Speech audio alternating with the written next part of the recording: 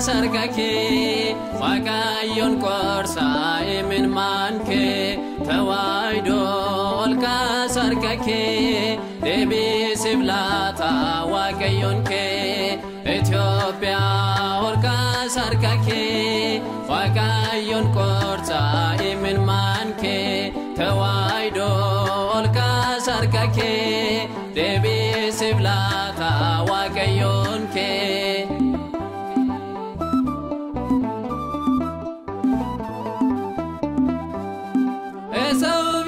Maftane nutim wala jallannu tokko taaneti rakkoon baay'ate addaan fagaannus tokko nu godhe dhiigni Yesuus Ethiopia olka sarkake Waaqayyoon korsa imin manke Tawaido olka sarkake Debi siblata Waaqayyoon ke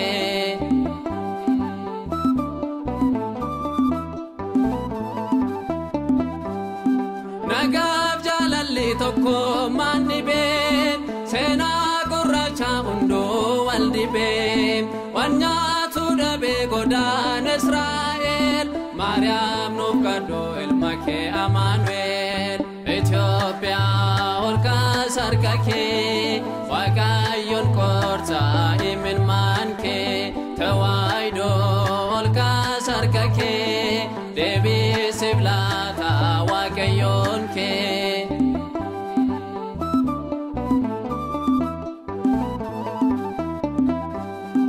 Seenaa kee balleessuuf maamaraatu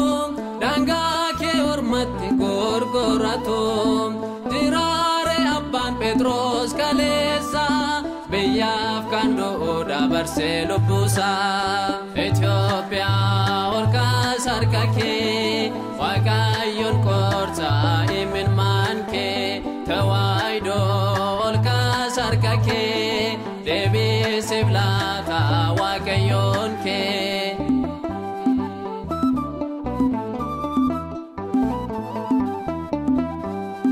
Paraon injiro angora bu'eem bilisa bane Kristos du'amu'eem garbota miti taane ijoollesaa Dukkaanni darbe argaanne ifasaa Ethiopia olka sarkake Waaqayyoon korsa imin manke Tawaido olka sarkake Debi siblata Waaqayyoon ke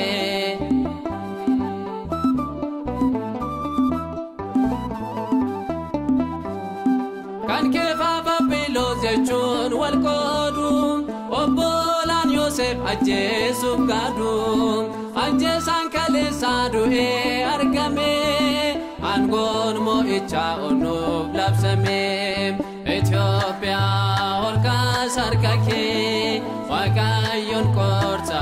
imin manke Tawaido olka sarkake Debi siblata Waaqayyoon ke Ethiopia olka sarkake Waaqayyoon korsa imin manke Tawaido olka sarkake Debi siblata Waaqayyoon ke